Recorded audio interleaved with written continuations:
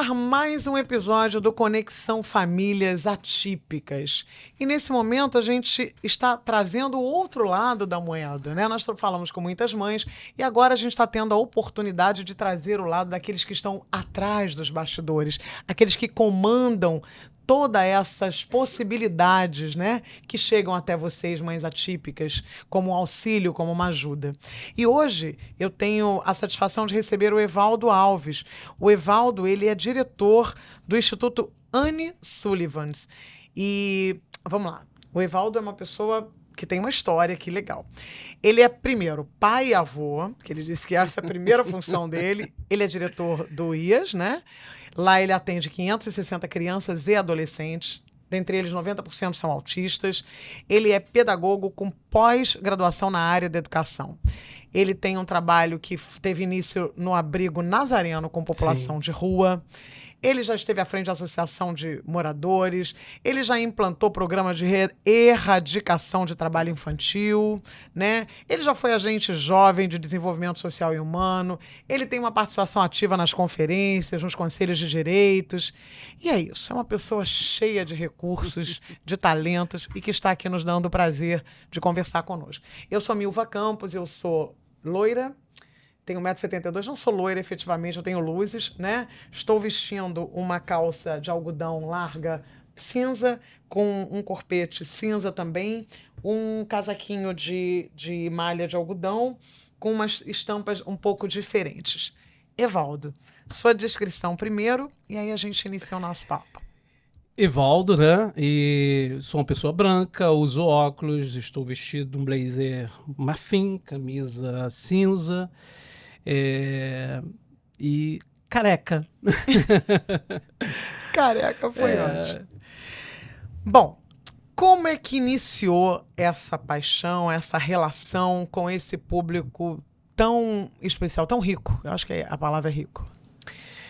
Milva, na verdade, a minha trajetória, que é uma trajetória de anos, né? Estou aí na área da assistência social há uns 30 anos, né? Trabalhando sempre na perspectiva, né, da promoção humana. E aí comecei como educador social de abordagem de rua. Depois disso, a gente passou por vários programas, como você mesmo descreveu, né, de todas as implantações de ações que eu realizei.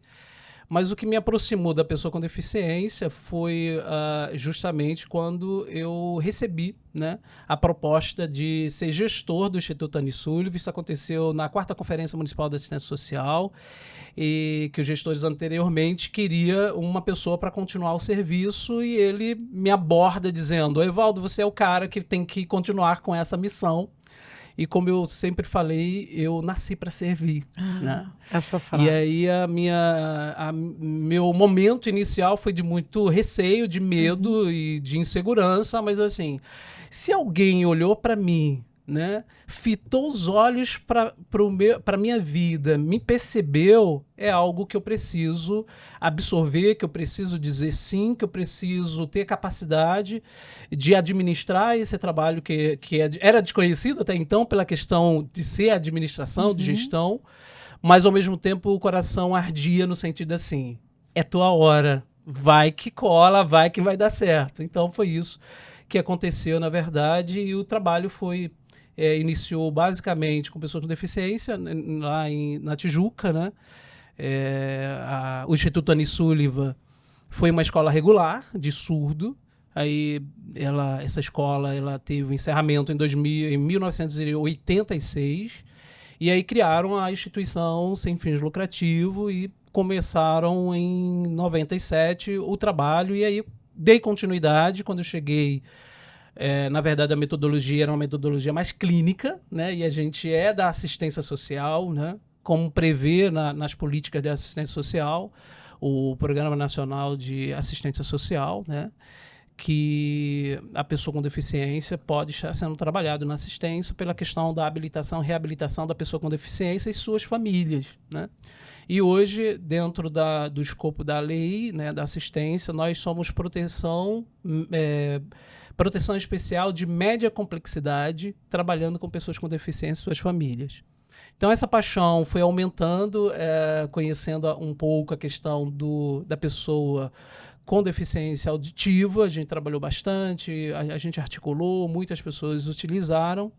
E a gente sai em 2009, vamos para Bangu, né? Sim. E em Bangu nós encontramos algumas dificuldades, mas a gente sabia que era um espaço que a gente precisava, de fato, contribuir enquanto política pública. Porque, na verdade, Desculpa a gente te tem interromper. No espaço Anne Sullivan, porque como a gente tem falado muito do autismo, eu acho interessante também que a gente aborde outras deficiências, né? Porque o público ele Sim. é amplo e a gente tem que tratar de forma integral. Quais são os desafios, né, por exemplo, desse público que é do deficiente auditivo? Assim, o que você percebe? O que você percebeu ao longo desse tempo? O que mudou? Porque a gente sabe que foi um público que ficou durante 100 anos sem poder se comunicar, né?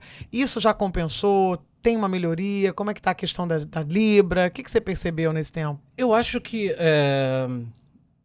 hoje a pessoa com deficiência auditiva ela está bem colocada na sociedade, ela está bem aceita na sociedade, né? A sociedade já vê com outros olhos, porque foram criadas ferramentas, né? Porque a gente Sim. tinha anteriormente a possibilidade dessa pessoa com deficiência ser oralizada, e aí muitas vezes ele não queria a oralização.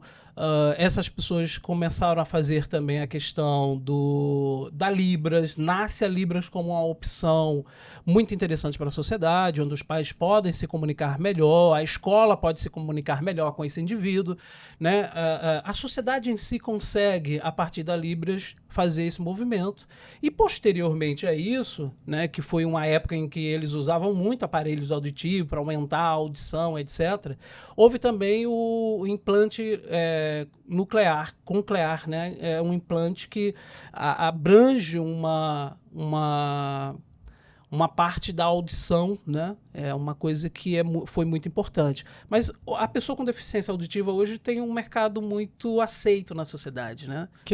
Ele é uma pessoa que está bem estabelecido, vamos dizer assim, em relação à aceitação, aos espaços, ocupação de espaços. Que bom, né? Que bom.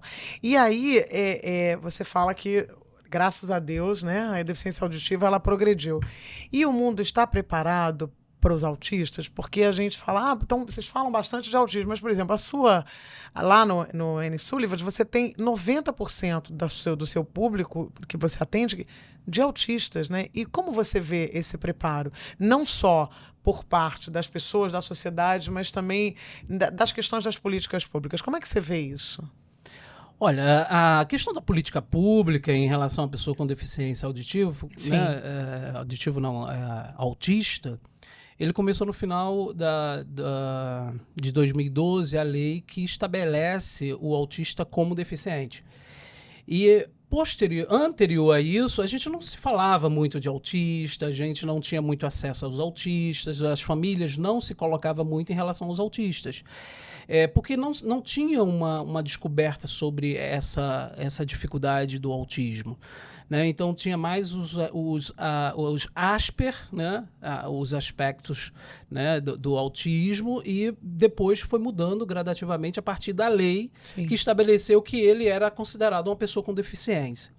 E nesse processo, até então, nessa mudança de Tijuca para Bangu, Sim. a gente estava trabalhando já com algumas pessoas autistas, mas não tinha um laudo, não conseguia um acompanhamento com o neuro, que é um profissional super difícil hoje da gente acessar. Porque a rede pública de saúde não tem, né, para ofertar para essas famílias atípicas, e são famílias, né, de baixa renda, são famílias, né, que vivem em risco e vulnerabilidade social. Então a gente não tem o suporte necessário da saúde na questão do profissional. E aí nós começamos a trabalhar na metodologia com essas pessoas e tal, e nós tivemos algum ponto assim de sucesso, que foi o Lucas Botelho. Né? A gente fala muito do Lucas Botelho. um jovem, né, de 17 anos, de 1,88 m, negro, de pais, o pai é militar, etc e tal. Então o Lucas foi a nossa experiência mais rica e mais contundente na busca de vontade de aprendizagem, né, de buscar o aprendizagem de como lidar com a pessoa autista. Ele é de nível de suporte 3, ele não oraliza, ele não tem comunicação, não tinha socialização, ele já havia passado por várias clínicas, né, de particulares que tinha atendimento em fonoaudiologia, psicopedagogia, psicologia, terapia ocupacional, mas foi no instituto que ele encontrou, né, uma fono, a nossa fono querida Luzia Barbosa, que conseguiu fazer com que o Lucas se desenvolvesse de uma forma extremamente positiva, né, porque o Lucas ele não sinalizava para os técnicos, por exemplo, a hora dele fazer as necessidades fisiológicas. Então, quando o técnico não tem uma sinalização disso, o técnico, ele, na hora de fazer, ele fazia as necessidades em frente ali ao profissional, etc e tal. Mas aí a gente sempre teve o acompanhamento da família. A família é muito importante nesse processo. Sem a família, a criança não se desenvolve, né? Com um adulto consciente, com um adulto que aceita de fato que tem um filho especial 2 vezes, especial porque é deficiente e especial porque é filho, né? Então o Lucas saiu de lá com 18 anos e o Lucas conseguiu, no final desse processo, o Lucas conseguiu sentar à mesa e almoçar junto com outras crianças. Com quantos anos? Quanto tempo 18 ele ficou anos. lá? Mas ele entrou lá em 16 anos, mais ou menos. Ficou uns 3 anos conosco. Acho que em Vitória. Isso. E foi muito legal porque, na verdade, a gente utilizava a comida não pela alimentação, e a gente nem pensava sobre seletividade alimentar naquela época, né? Nós pensávamos muito em dar oportunidade dessa pessoa ter autonomia, dessa pessoa ser inclusa na sociedade, que tivesse essa oportunidade. Mas a seletividade alimentar, a gente foi, ao longo do processo, a gente foi observando que depois da legislação, a gente até brinca assim, saíram dos armários todos os autistas, né? E aí a gente hoje temos bastante gente. Na Zona Oeste não tem política pública suficiente para atender a demanda que nós temos. Por isso que nós temos 560 crianças, né? Na sua maioria é muito.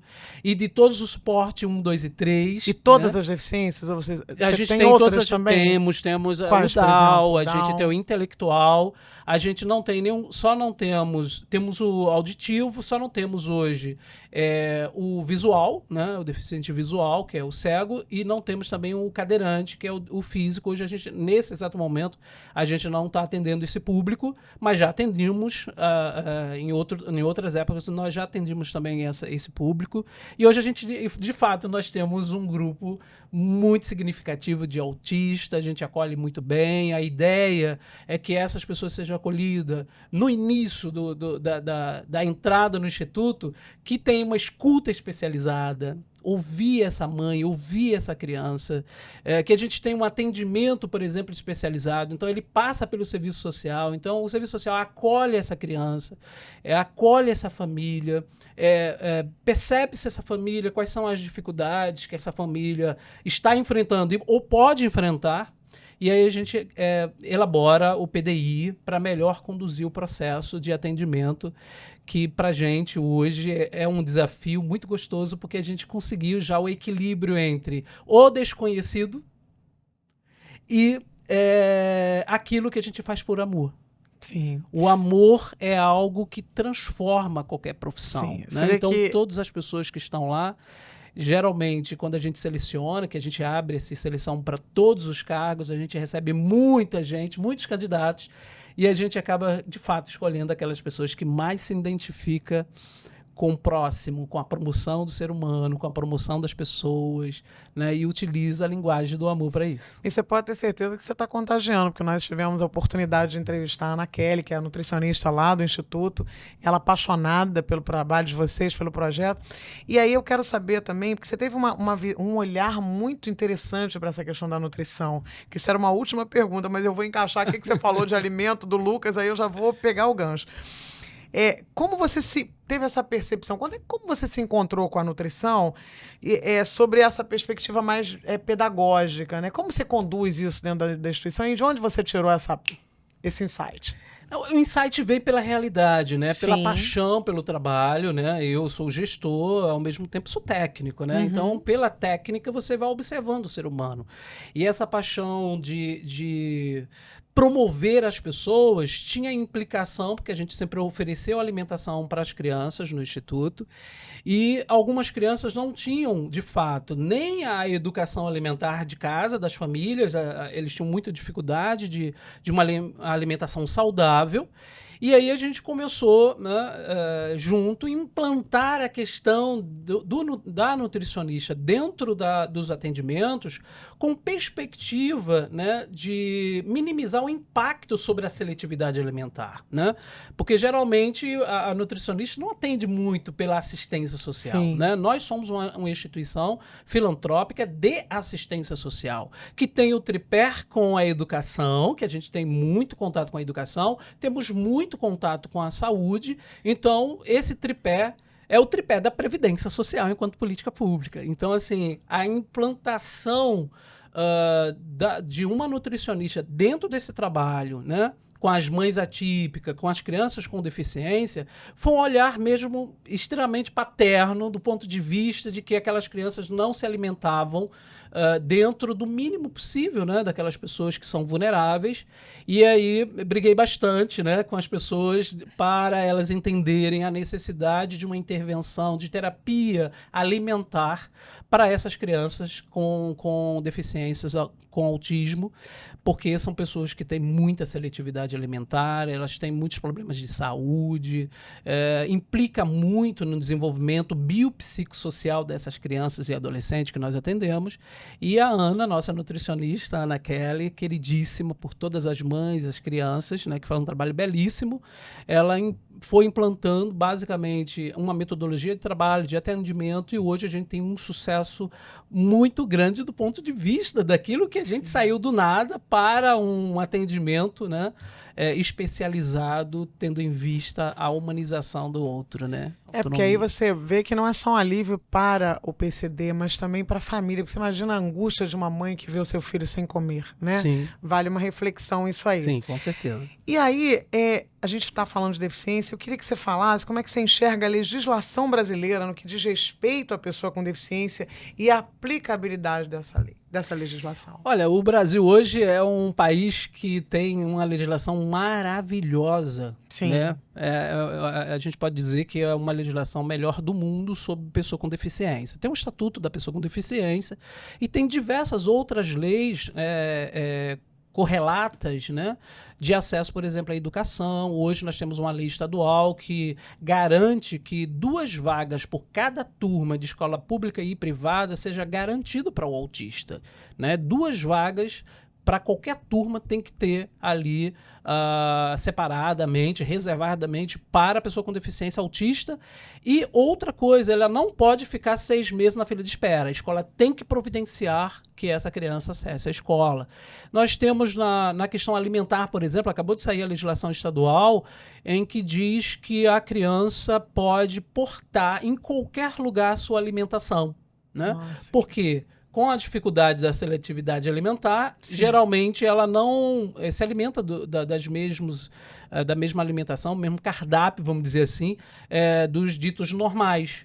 Então, a gente tem aí a lei que diz que a criança pode portar a sua alimentação em qualquer espaço público e privado, né, que isso facilita muito, né? Só quem trabalha com pessoas com deficiência autista sabe o quanto é difícil você lidar com a questão da seletividade alimentar. Ou seja, tem crianças que não comem direito, né, os nutrientes necessários para a vida, né, daquela criança, elas não conseguem se alimentar bem. E com a dificuldade da mãe que não aceita ou não sabe trabalhar essa questão da alimentação, porque ela não recebeu. Ela não teve a oportunidade de receber uma educação alimentar e nutricional. Sim. Né? Hoje se pensa muito nisso, então a nutrição faz esse papel, essa mediação técnica, né? Juntamente com as famílias, que as famílias podem, de fato, utilizar, reaproveitar a alimentação, que o Brasil não gosta muito de fazer isso, né? A gente joga mais comida fora do que, de fato, fazer um reaproveitamento, né, de alimentos para que tenha os mesmos nutrientes necessários à sobrevivência de um ser humano. E agora tem esse suporte, então, legal, né? Tem Legislativo. suporte, você tem uma lei ali que protege, diz, você pode levar a sua comida lá nos lugares. Pode sim. E essa legislação, ela está funcionando? Ela é recente, foi publicado ainda no início agora de junho. Então, assim, algumas legislações para a pessoa com deficiência, ela é, de fato, a gente consegue mensurar que ela é aplicável. Mas muita coisa não é aplicável. Acho que o mundo está se adaptando. Está se adaptando. A gente pode ver a questão do mediador na sala de aula. Sim. É algo que é um desafio para a política pública, né? Um desafio muito grande, tanto pela política pública das escolas públicas municipais, como, de fato, para as escolas privadas. Ter alguém como mediador, quando esse mediador ele não tem uma formação específica, né? Pode ser uma pessoa, qualquer pessoa de ensino médio, né? Pode abrir uma seleção simplificada, por exemplo, pelo município, por escolas, e basicamente não é uma formação específica. Então a gente precisa de qualidade. Não há uma formação não. específica. É ensino médio, né? A pessoa só precisa ter o ensino médio. E qual a importância e a importância dessa capacitação? Fala disso, muito. Porque é muito importante, porque na verdade você está lidando com um aluno, né? Um usuário na área da assistência, ou um paciente que precisa do suporte, né, para desenvolver suas habilidades, porque a pessoa com deficiência autista, ele tem muitas habilidades e competências, né? Só que numa sala de 30, 40 alunos, é difícil o professor ou profissional dar atenção para uma pessoa com deficiência, tendo em vista que ele tem outras crianças que precisa da atenção desse professor. Então, quando não tem um mediador para, por exemplo, um autista com necessidade de suporte 3, que é aquele que não oraliza, que tem suas dificuldades, que é agressivo, etc., que não é socializável, como um professor vai lidar com 40 alunos e mais as pessoas que deveriam ser incluídas com deficiência para buscar ali a questão da inclusão social dentro da escola, isso dentro de um espaço religioso, dentro de um espaço social, né? Dentro de um shopping, por exemplo. Como a gente lida com isso, né? Então, hoje, a nossa convocação é que a sociedade esteja aberta para isso, né? É realidade, os autistas estão aí e a gente precisa acolher essas pessoas.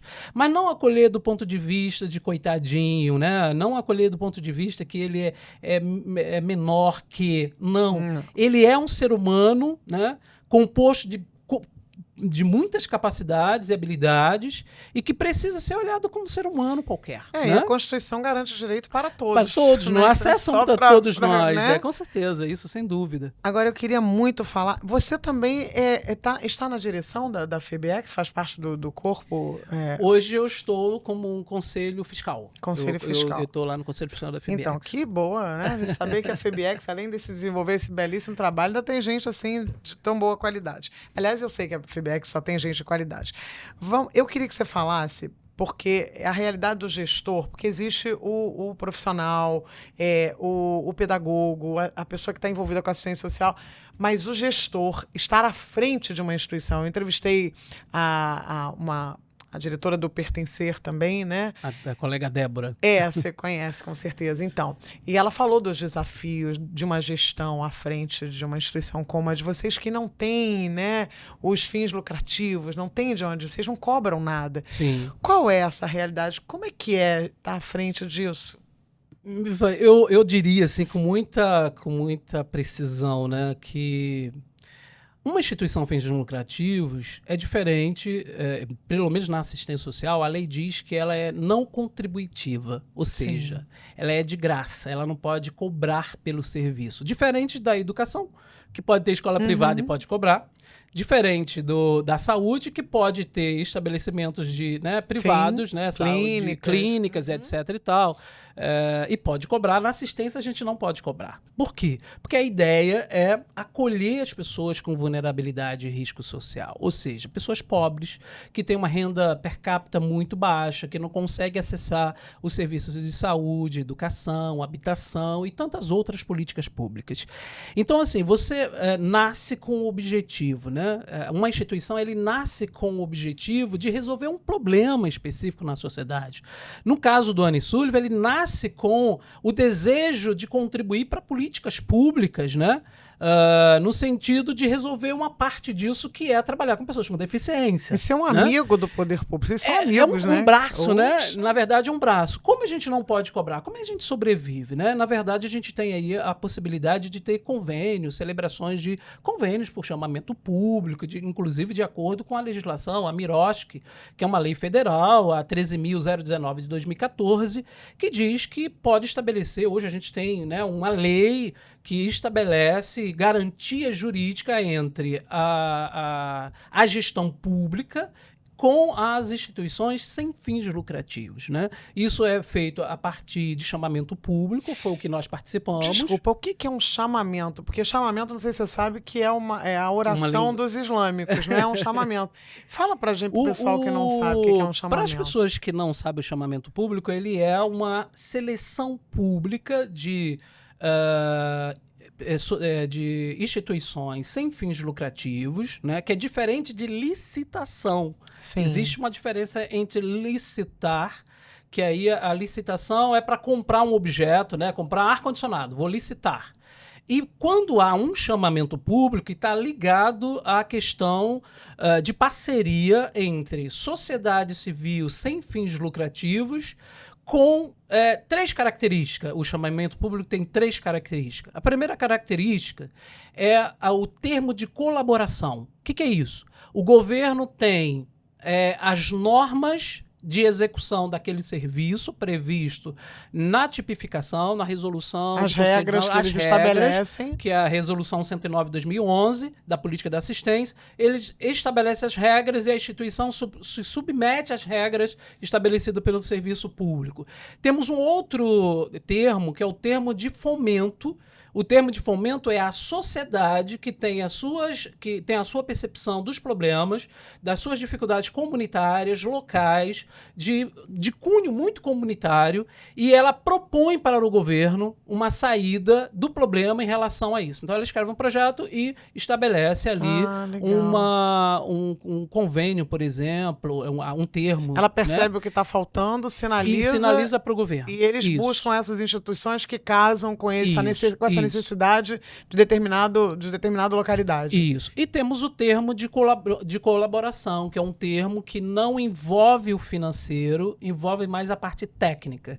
Por exemplo, o governo pode estabelecer um termo de colaboração com uma universidade pública para capacitar os funcionários de uma instituição, os funcionários públicos, os conselhos de direito. Isso tudo pode ser um termo de colaboração. Isso tudo está ligado ao Miroski, que está ligado a essa palavra chamada chamamento público, né? Entendi. Então, chamamento público é isso. Ele é uma seleção pública com regras estabelecidas pela lei para que seja estabelecido um contrato jurídico entre as duas partes. E onde entra a dificuldade dentro disso tudo que você apresentou para a instituição conseguir arrecadar esses recursos que ela precisa para fazer com que a coisa ande? Eu acho que essa minha experiência tanto na escrita, né, que também eu que escrevo todos os projetos, a grande dificuldade é o entendimento daquilo que está estabelecido, do objeto em si, né? Às vezes o governo quer alguma coisa que é muito difícil em compor o objeto. E aí muitas instituições não conseguem celebrar porque a burocracia é muito grande. Sim. Né? Você hoje precisa, para o município do Rio de Janeiro, por exemplo, você precisa de 32 documentos, apresentar 32 documentos para estabelecer um termo de colaboração. Uhum. Né? Então isso dificulta muito se você não tem certidão, se você não tem isso. A gente está na rede desde a antiga LBAR, né? estamos nessa rede. Essa rede tem convênio sempre com o governo. Hoje, o governo passa uma per capita mês por cada criança atendida, que é mínimo essa per capita no nosso ponto de vista. E aí, essa per capita, ela não dá conta de assumir todas as despesas que você tem em relação ao atendido, que é uma pessoa com deficiência. Então, assim, uma vez que eu não posso cobrar e eu não tenho de onde tirar, hoje a sociedade não está mais participativa e solidária no sentido de contribuir, de ter voluntários. Eu até brinco. Quando é na Zona Sul, você tem até alguns voluntários. Mas na Zona Oeste da cidade do Rio de Janeiro é muito difícil. E não é por maldade, talvez seja por necessidade. Necessidade, né? Deslocamento também, é tudo muito distante, etc. A própria mobilidade urbana não contribui muitas vezes para isso, enfim. Mas a gente tem a dificuldade hoje, como gestor, como lidar com esse dinheiro que entra de uma parceria, que não dá para fazer, assumir todas as prerrogativas, né, de uma execução com qualidade, e a gente busca parcerias, né, com empresas privadas. E o apoio privado, ele é favorável? Ele é muito favorável, mas desconfiado, né? A grande verdade é que, assim, eles ficam muito desconfiados. Quer dizer, o ano passado a gente solicitou uma parceira que assumisse, por exemplo, o lanche da festa de Natal. Sim. Né? Um valor muito irrisório, R$2.000. Sim. Né? A gente teve que apresentar tanta coisa, tantos documentos, são tantas falas, tanta negociação. Então, assim, se torna um momento muito cansativo porque você não tem tempo, enquanto gestão, de ficar fazendo esse movimento.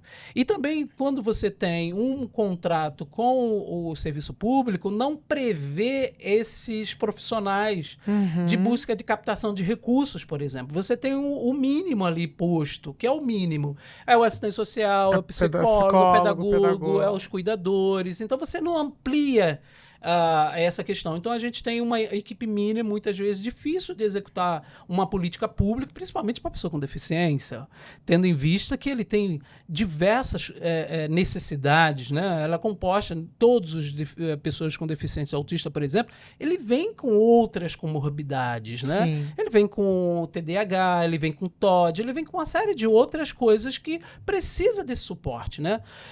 Quando a gente não tem, por exemplo, suporte na área de saúde, a gente busca as parcerias privadas, né? Mas, por exemplo, se eu quero ser sua parceira lá da Anne Sullivan, né? Ou de qualquer outra instituição, vocês podem, por exemplo, você me pede 2.000 para uma festa. Eu posso ir a essa festa, participar?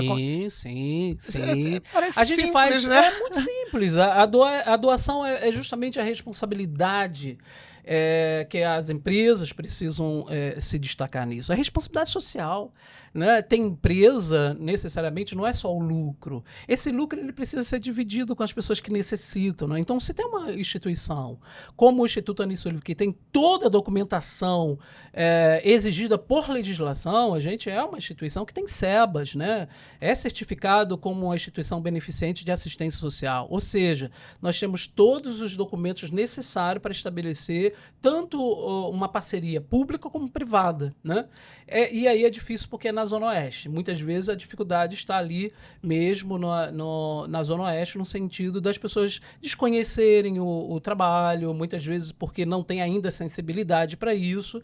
E a instituição, por não ter dinheiro, também não tem um profissional capacitado para ir buscar essas parcerias mais livres, né, que condizam a um trabalho mais efetivo, né, vamos dizer assim. Você acha que falta informação assim, Bastante. de qualidade? Sim. Por exemplo, eu acho que essa possibilidade que a FEBEX está trazendo com esse podcast de mostrar a realidade, por exemplo, dessas instituições, né? Isso é uma forma demais. muito legal de estimular você que está aí do outro lado e que gostaria de se engajar nessa união, que eu acho que a palavra é essa, né? Porque nós todos somos braços uns dos outros. Sim. Então, assim, perceber como é difícil estar, né, sentado nesse lugar aqui, falando das suas dificuldades, dos seus desafios, e ter um olhar, de repente, mais, né, clarificado para esse trabalho, que é tão bonito. Sim. E que vale a pena, gente. Eu nunca tinha tido contato e é emocionante você ver o trabalho que essas pessoas desenvolvem.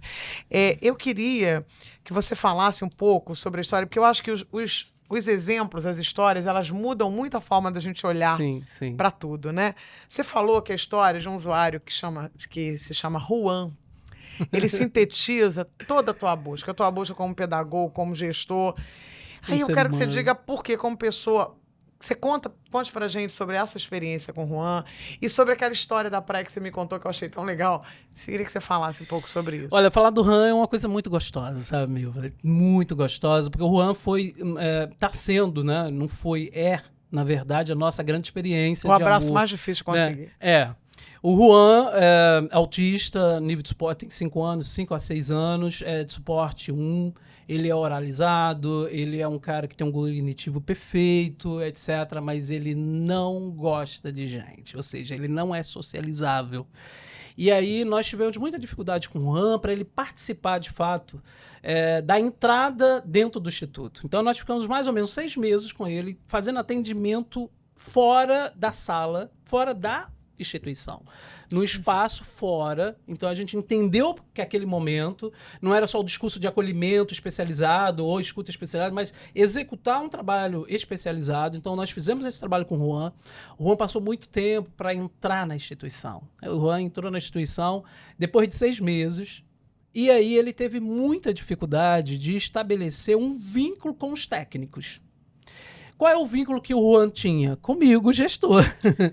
Ele desenvolveu uma empatia comigo. Então, eu conseguia, de fato, pegá-lo na porta. Ele, na verdade, ele vinha até mim, ele me via na entrada da instituição, e eu saía, no horário de atendimento dele, eu saía da minha sala, e ele corria na minha direção. Ele nunca me abraçou e nunca me beijou, mas ele encostava o corpo dele em mim e ele encostava o rosto dele no meu rosto. Ele te escolheu como Ele me escolheu a pessoa que ele realmente confiou. para fazer essa trilha, vamos dizer assim, pedagógica dentro do Instituto. A gente deu muito suporte para ele quando estava aí, a gente conseguiu levá-lo até a sala de atendimento. A mãe participou desse processo, que foi muito difícil, mas a gente sempre respeita o tempo do autista, porque o autista tem um tempo específico. Ele não dá para você forçar porque é birra, isso, aquilo, outro. Não, ele tem um tempo específico para isso. E aí a gente teve muita paciência, nós tivemos muitas estratégias, fizemos muito estudo de casos. A mãe dele, que participa, assim, que é efetivamente participativa, né, ela contribuiu muito para que esse atendimento fosse concretizado de forma técnica. Hoje ele se desenvolve muito bem, ele interage muito bem, ele participa de várias coisas. E nós fizemos, em fevereiro desse ano, uma atividade que a gente queria experimentar com um grupo de autistas. Então aí a gente alugou 2 ônibus, né, para que a gente pudesse levar 45 autistas, crianças autistas, e 45 pais. Então contratamos 2 ônibus. E o Juan foi também nessa. Ele não iria, que a mãe trabalha fora, etc e tal. Ele não iria. Só que a Alexandra resolveu ir. Faltando um dia para o evento, ela disse que iria. A experiência do Juan na praia foi encantador, foi emocionante, foi uma construção de elo entre a dificuldade de relacionamento com aquilo mais lindo do ser humano, que é buscar o amor entre as pessoas. Então, Juan não saiu dentro do mar. Ele brincou muito na areia, ele teve muita sensibilidade com esse trato, né? Porque a gente precisava...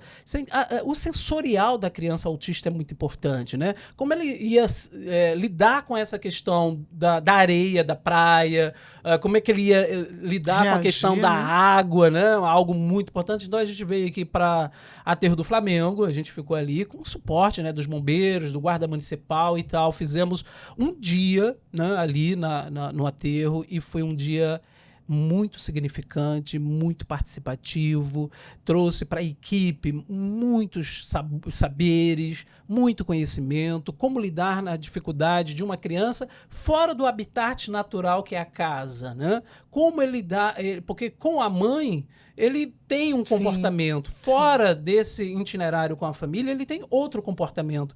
E nós queríamos experimentar como ele teria esse comportamento de fato, num lugar desconhecido para ele. Porque todos que foram até o evento foram crianças que nunca tiveram numa praia. Eles nunca tinham ido à praia. Eles nunca tinham experimentado esse universo natural né, composto de muitas coisas positivas, né? Então foi muito bom, foi maravilhoso. E você acha que isso aí pode ser a pergunta que eu te faço, pode ser um canal assim de despertar para, de repente, aquela mãe que tem uma certa dificuldade por ter agora o seu filho dentro de um laudo de espectro autista ou de qualquer que seja outra deficiência, de repente ter essa coragem de se expor ao novo e apostar que o trabalho que vocês desenvolvem é um trabalho... Hoje o Instituto, por ter muita gente, a gente nem é encaminhado, a gente não recebe encaminhamento, né, dos órgãos. Mesmo toda a rede socioassistencial privada, todos os parceiros, né, a rede local que conhece o nosso trabalho, as mães vai mais boca a boca. Né? Então, assim, a gente sabe que o trabalho ele tem um impacto e hoje o Anne Sullivan é uma referência na Zona Oeste do Rio de Janeiro pelo trabalho executado. Né?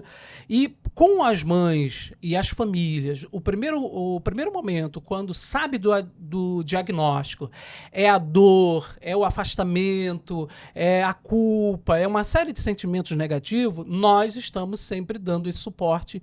Né? Nós temos um psicólogo e um assistente social que trabalha exclusivamente para essas famílias, dando suporte a essas famílias e falando do evento. E quando elas souberam do evento, todo mundo quer ir para o evento. Né? Então a gente está já programando. Né? Todo mês a gente faz um evento no Instituto, um evento voltado para a questão sociopedagógico, sociopsicológico, no sentido de dar suporte para as famílias e dar suporte também para as crianças. Né? E aí, qual é o grande desafio? O grande desafio não é trabalhar com as crianças de 3 aos 12 anos, até os 13 anos. O grande desafio nosso são com os autistas que são adolescentes. Esses autistas, eles não querem mais a terapia, eles não querem mais os atendimentos elaborados, planejados. Então, nós decidimos também criar um projeto dentro do projeto que chama Maias, que é o projeto que dá suporte para esses adolescentes criarem a visão do mundo do trabalho. Então, a gente trabalha muito a questão das funções, as feiras, né, das feiras. Aí a terceira feira de empreendedorismo que nós já executamos. E a gente consegue muito fazer esse movimento. Né? Então, assim, é muito importante a gente saber que, mesmo dentro da terapia, nós conseguimos fazer também esse outro trabalho que é de extrema importância para isso. Olha, o tempo está estouradíssimo. É claro que eu vou pedir a mensagem do Evaldo, mas eu quero que termine com ele, exclusivamente com ele. Então, quero pedir, você que está gostando do nosso papo, do que a gente tem trazido para vocês, vá lá, curte, segue a gente, compartilha, divide esse conteúdo com outras pessoas que de repente estão precisando ouvir tudo isso que o Evaldo falou, ok? E ativa lá no sininho as notificações. Evaldo, eu sempre peço, primeiro quero te agradecer pela contribuição, gostaria de ter aqui com você umas 2 horas, acho que a gente teria papo aí para muito tempo, mas eu queria que você deixasse uma mensagem. Você me falou 2 coisas nessa tua trajetória, você falou para mim, Milva, todo dia é um dia de surpresa. E a segunda frase que você falou, que eu guardei, que escrevi aqui, é preciso que conheçamos a linguagem do amor. Então, eu queria que você deixasse uma mensagem em cima dessas tuas 2 afirmativas aqui. A minha mensagem para todos vocês que estão nos ouvindo, escutando e vendo é dizer para vocês assim, ame mais, participe mais, crie coragem de estender a mão para as pessoas com deficiência. Porque são pessoas maravilhosas, com um potencial maravilhoso, com uma possibilidade incrível de produzir qualquer coisa. Então não é o coitadinho, é a pessoa capaz de dar a cada um de nós o orgulho maravilhoso de seres humanos maravilhosos que são eles. Então eu convido você a ver nossas redes sociais, Instagram, nossa página na internet, para que nós possamos estar juntos nessa luta que é muito bonita e é feito com amor e por amor. Obrigado a todos vocês. É isso. Abraço. Abrace, né? Abra os braços para essa causa, para todo esse público, todo esse universo. E muito obrigada por ter ficado conosco até agora. Até o próximo episódio. Obrigado.